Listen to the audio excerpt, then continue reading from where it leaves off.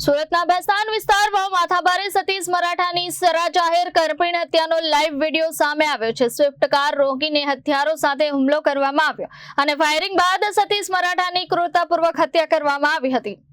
સુરતના ભેસ્તાનમાં સતીશ મરાઠાની હત્યાથી ચકચાર મચી ગઈ છે। સામે આવેલા લાઈવ વિડીયોમાં આરોપીઓ સ્વિફ્ટ કારને રોકી સતીશ મરાઠા પર હથિયારો વડે હુમલો કરતા નજરે પડે છે। ફાયરિંગ બાદ સતીશની ક્રૂરતાપૂર્વક હત્યા કરવામાં આવી હોવાનું સામે આવ્યું છે।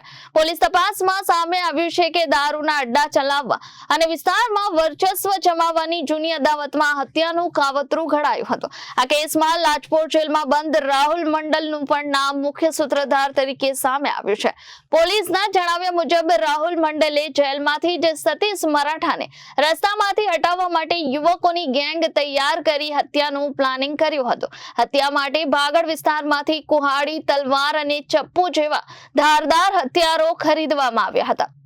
આ પૈકીના કેટલાક હથિયારો પોલીસે કબજે કર્યા છે। હાલમાં પોલીસે 5 આરોપીઓને રિમાન્ડ પર લીધા છે, જ્યારે મુખ્ય સૂત્રધાર રાહુલ મંડલનો જેલમાંથી કબજો મેળવવાની કાર્યવાહી હાથ ધરાઈ છે।